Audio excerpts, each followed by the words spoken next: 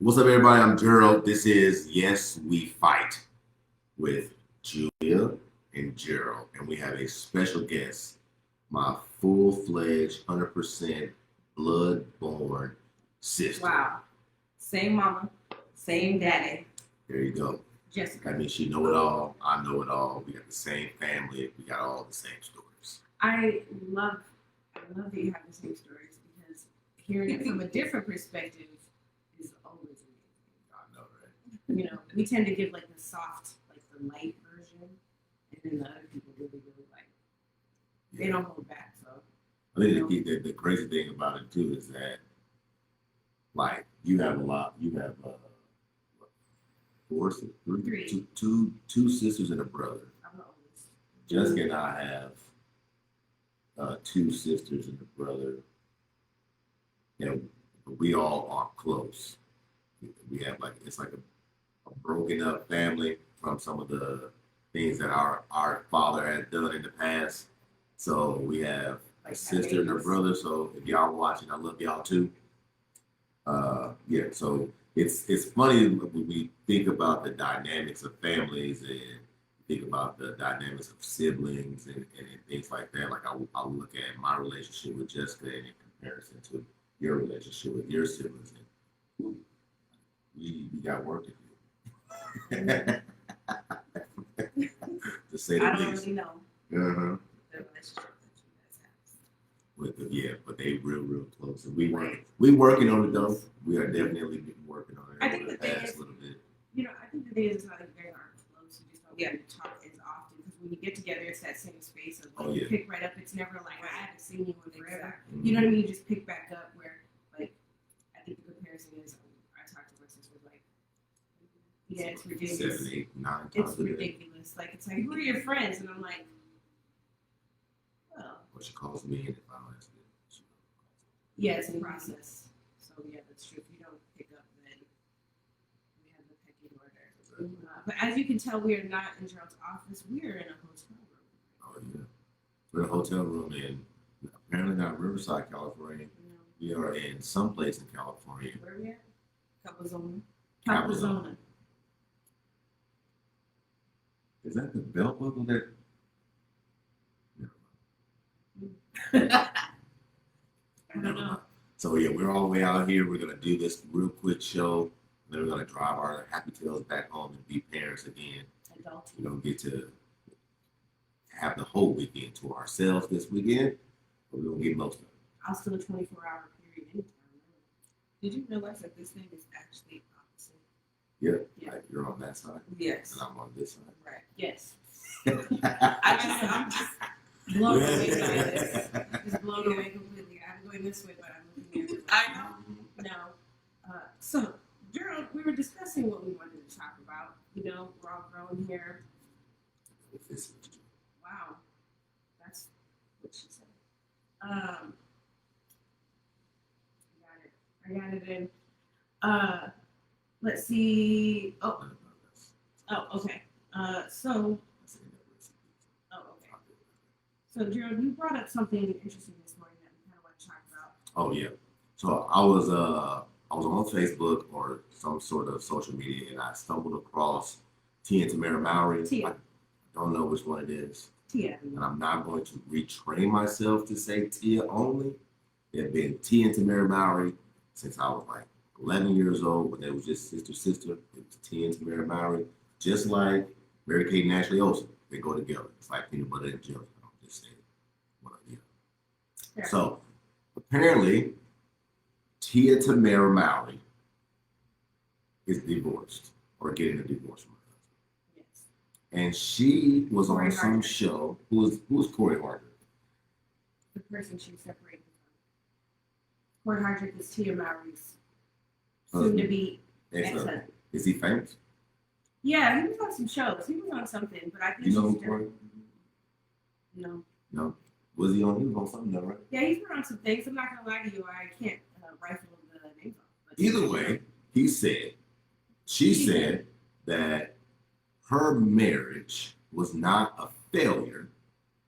She outgrew it, and she graduated from it. So it ain't a failed marriage, even though she got divorced. It is a graduation. Now, I wanted to talk about this today because amongst us three, I'm the only one that hasn't been divorced. So I was previously married and am now divorced and remarried. Yeah, and Jessica, you tell your own story. We don't tell people's story. I am recently divorced, but I can relate to Tia. That's why we having this conversation. Right. So, recently divorced meaning how long ago? Is it official? We're talking about like within like a month. Within a month. So everything's gone through. So everything is a month. So we're in a very similar situation as Tia and Tamara Mowry. Yeah. And what are your thoughts? Because you're going to take the spotlight of this show. Well, the only reason why I can relate to it, her saying that she outgrew it, graduated, me and my ex, we're not beefing with each other. We don't have any issues. We met at the age of 13 years old. So as life went on, certain things in life I felt like I was going this way and maybe he was going this way. So that's where the outgrowing came in at. So we don't hate each other. We still talk to each other. But I mean, we have our days and times where we can't, it's like we may not like each other or we may not agree. Right. So some of those reasons why getting a divorce still shows up. Mm-hmm. So do you view? So I guess the interesting thing about it is, do you view your marriage? Because I understand the outgoing part. But do you view your marriage as still a failed marriage? Like the marriage failed, I outgrew it. Like are the two simultaneously? But is it a failure? Yeah, are the two simultaneous, or it's just like I don't view it as a failure? It was a real failure. Do you have? You view it for yourself? It's really kind of hard to say because I mean, a part of me want to say it is a failure because it's not there anymore. It's done. It failed. But it's like that. I don't really know how to put it. No, it's not really. Yeah, it's not. Yeah, because it's like in a way. It's like the marriage. Failed. The marriage failed. It's done. Yeah. But the time that I spent married, I don't view it as bullshit. Right. It's like a waste of my time. Yeah, I don't regret anything. Beautiful children out of that situation. Right. So I can totally understand. On the other hand, since I ain't never been divorced. It's okay. I just want y'all to know. I'm batting 1,000 on marriage right now. These two, she 50%. And she only did 50% because I'm 100. That's the only reason why she 50, because I'm 100. Thank you for making up for my lack. You will. Thank you for filling. But I was a little more harsh on this, actually. I was like, it's a failed marriage, period. But I think listening to what you just said, I'm like, all right, it ain't failed because the time was you would do it again. I think we're looking at it from a couple different spaces because there's kind of like this mix between like the marriage failed because it ended, but the things that happened within it were not a failure because you learned, you grew, you outgrew, you progressed as a person. You know what I mean? So I think there sometimes is an intermingling of not wanting to taint the journey. So we take the failed marriage and say I outgrew it, or maybe we call certain things a different name because it helps us through the process. You know what I mean? I tend to talk very gentle to myself when I do things or when I say things that I shouldn't, or when I don't make in an argument if I don't make the best choice of word, however it is. Yeah. Like I, without trying to, the choice words that I use tend to be a little more gentle because I'm extremely harsh on myself.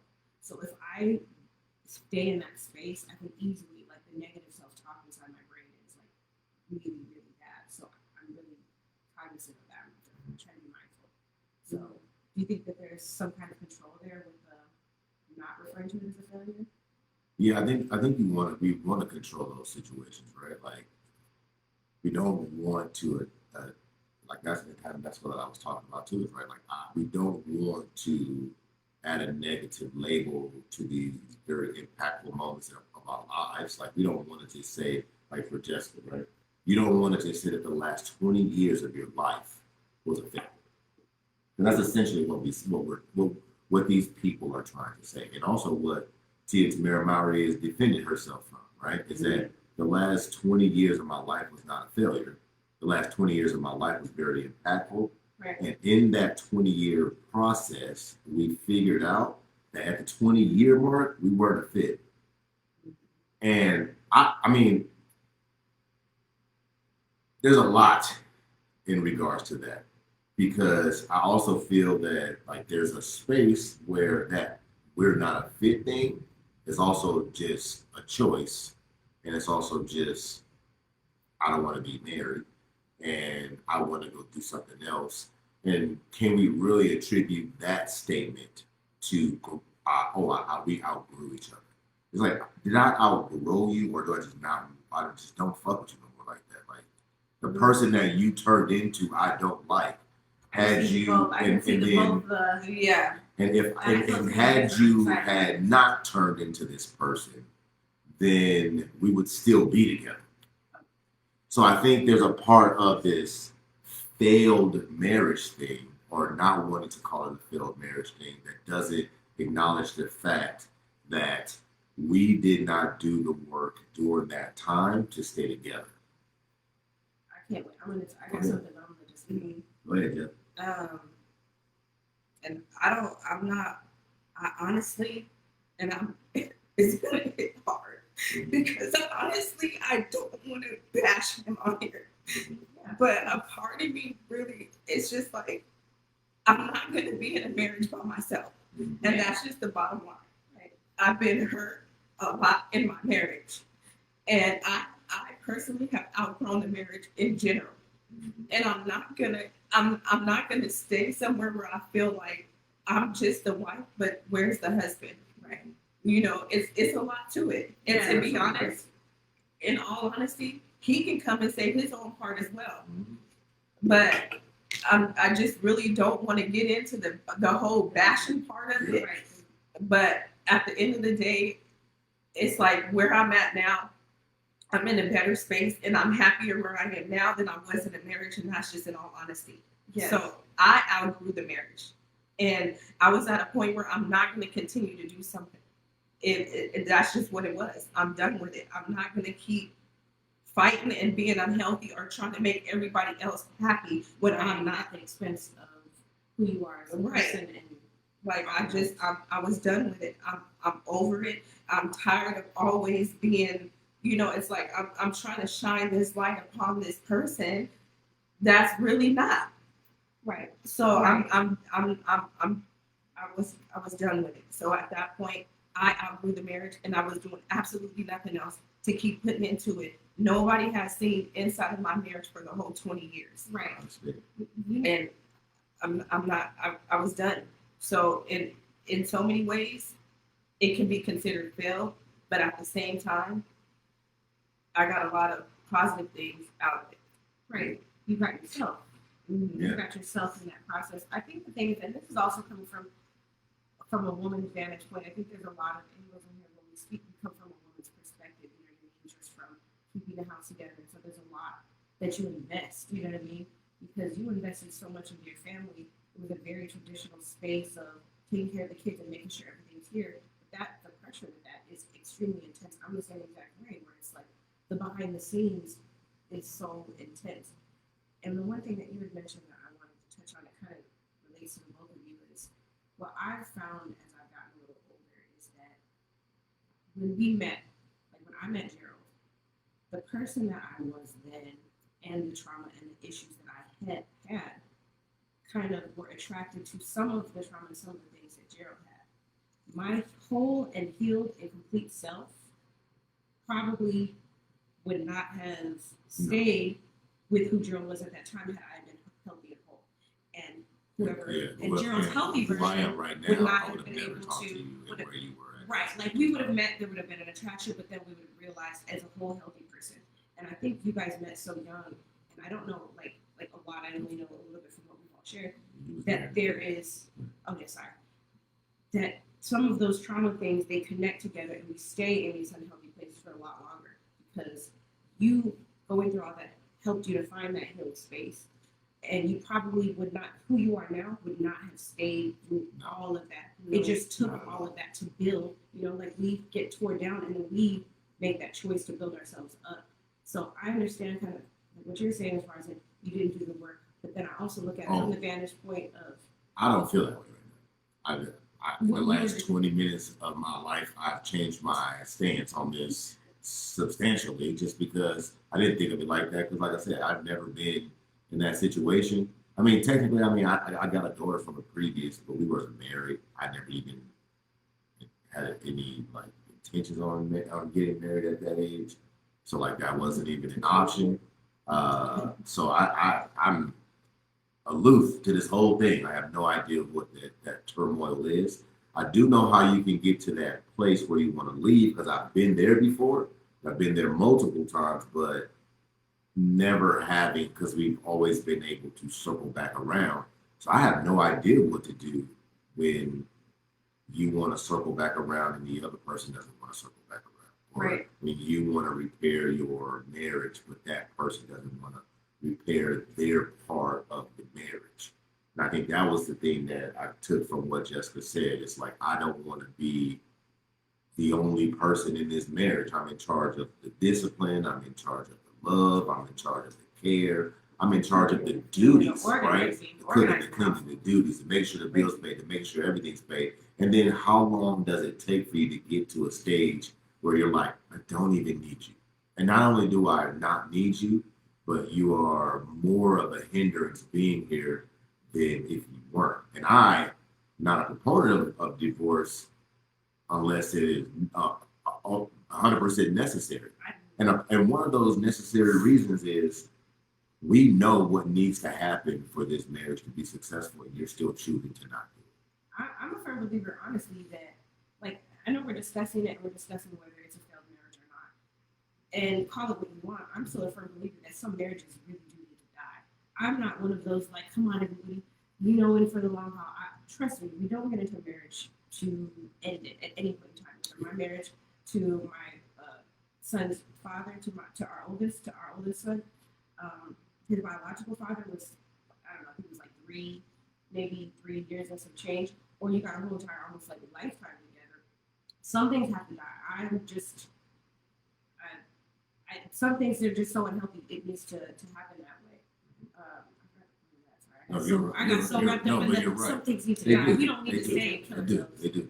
I think that's super important. I think, from a societal standpoint, we like to pressure women into staying. We like to pressure women into staying in their marriages. You know what I'm saying? Like we do that a lot. Our society says your man is going to do all of this fuck shit out here, and then you need to stay. Like you have to put up with it, and that makes you loyal and everything else. But we don't have any rules for what the husband is supposed to do for his wife to ensure she even wants to stay, like, or even wants to participate in this like ecosystem of family. You know what I mean? It's kind of hard to navigate. So as we like move forward and we start to make decisions for ourselves and what's best for ourselves, we realize that those decisions are difficult. And sometimes the best decision is the hardest one to make. Yeah. Do you feel like there were some things in your marriage that, from a woman's perspective, do you feel like there were some pressures or things that you dealt with or had to like figure out that like society put on you that you were like, no, this doesn't seem right, or this doesn't feel like this should be there? Yeah. One thing I was gonna say too is just I can do that by myself saying that's 100% true. Yes. If I can carry the weight in every angle, I might as well do it by myself. Right. Because I'm happier by myself doing it than having to carry the weight for somebody else that's not appreciating the weight that I'm also carrying. So like literally like it was like I was really heavy, Right. you know, inside because it's like kind of like suffering in silence. Right. You know, all my family is thinking, you know, one thing and it's really something else. All because I'm protecting because I don't want to look stupid. Right. I'm saying because I've been with somebody for 20 something years. And if I start talking about certain things, why are you staying? Why are you still there? You know? So what do you do in a situation like that? And then once you build yourself up and you get where you finally are like, I can't keep doing this. Right. But at the same time, you don't want to disappoint everybody else or everybody that comes around and be like, oh, you know, his family is more, I feel like, upset because they knew what type of person I was. But I feel like they're mad because I let it go. And it's like, oh, you're supposed to stay. You're supposed to work it out. You're supposed to do this. You're supposed to do that. I'm the one that's supposed to do it because I'm the one that carried the fucking weight. Right. You know what I'm saying? Right. What about me? Right. You know, my kids even started getting involved in things. Yeah. So what happens if the situation were to go down? I'm in a lose-lose. Right. If I stay and something happens, I'm a bad person. But then I leave, it's like, oh, you weak and you couldn't stay in this marriage. I'm a weak person because I decided to leave for my kids. For yourself. For yourself. That's what I'm saying. So when it comes down to that, I'm not trying to I don't want to scare anybody into, oh, no, don't get married, this, that. That's not what I'm trying to do at all. But all the ones that are silenced, yes. All the ones that don't, you know, you're scared, you don't know, you know, it's okay. I'm at a point where I don't give a shit what nobody say because it's for me. I know what I see. Even my oldest son, you know, and it's like that's when I started seeing certain things like going down and him wanting to protect me and everything else. It's just like, no lie, not to put business out there, but I started seeing flashbacks of my mom. Right. You know, and I'm like, I used to sit back and tell myself, I would never be in that situation. I would never want to put myself in a situation. And all I can remember sometimes is when I was like 7 years old and my dad, he cut mom lip. You know, that's the only thing that I could remember sometimes. And I thought about it and I'm like, I would never put myself in that situation. You bring up such an excellent point. Like what you're talking about really is what you're doing is breaking those cycles. You know what I mean? Like we grew up and I hate to say it, a lot of our grandparents, not all, but a lot of grandparents really made it through because they were in a situation where you had to stay, especially a lot of women. I'm coming from the women's space. I'm listening. I'm getting education. But it's really from a space of everybody like really holds a lot of water and weight on all these long lasting marriages, which again they are really beautiful. But I also know that as women in general, like the circumstances were a lot different. And a lot of our grandmothers stayed because there weren't any options. Like you stayed, you had the kids, you didn't have a job, you didn't have access to everything, especially people that were not as well off financially.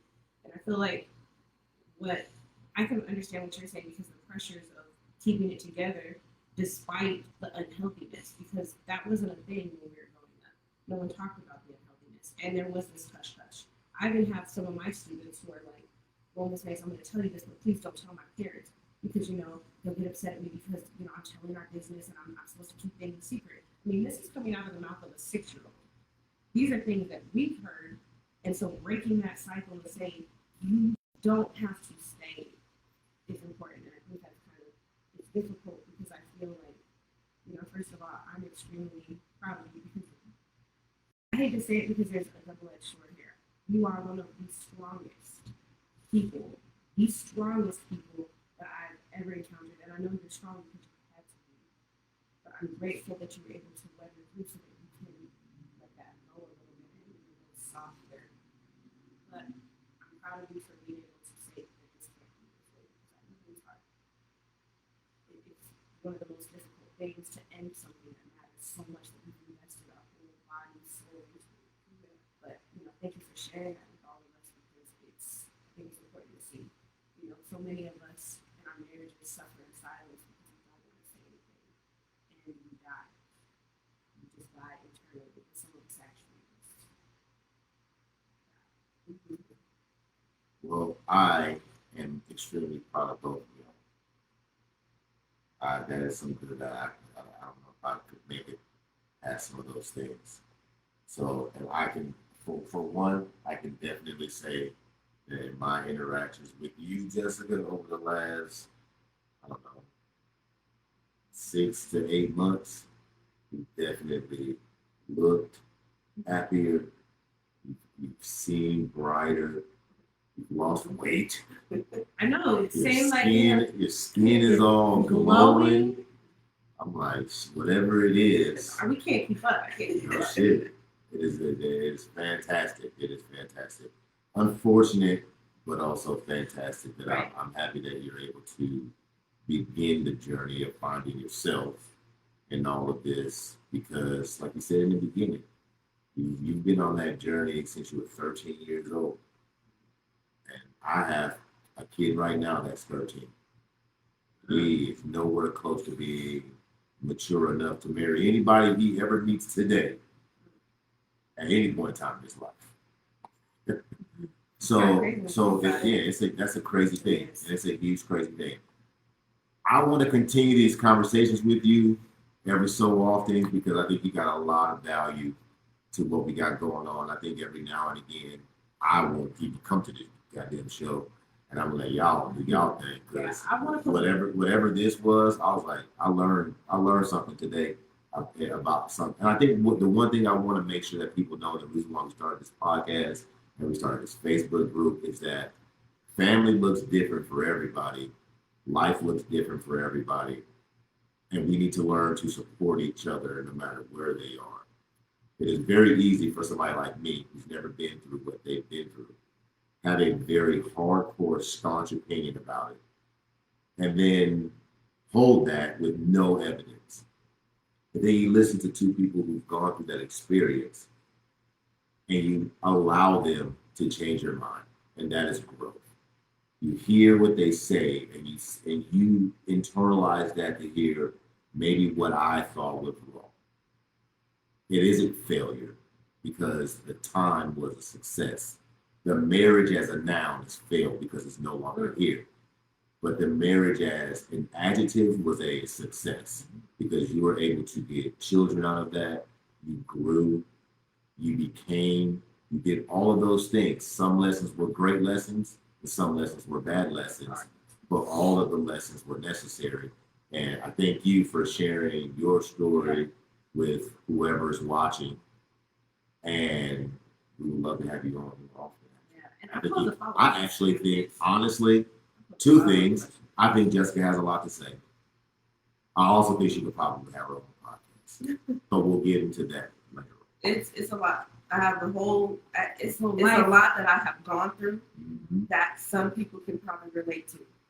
So definitely. Yeah. And I pose a question to this is something that us three can even resonate with, and then people out there, if you catch it afterwards, I'm interested to see how many people have stayed in really unhealthy situations based on those expectations. This kind of like has trailed into in my mind for me, the expectations that we have on marriage and the expectations that we have for marriage, for husbands, for wives, for what it's supposed to look like. And if it doesn't, then the pressure that we get from society and family in particular, especially like what you were talking about when you're trying to say, like, no, this isn't okay. Like, this isn't okay. This, whatever you guys think is okay, it is not okay. And now that it's not okay, I can't be here. But it's like you're saying, you get viewed a certain way. You have to feel a certain way because breaking through that is so hard.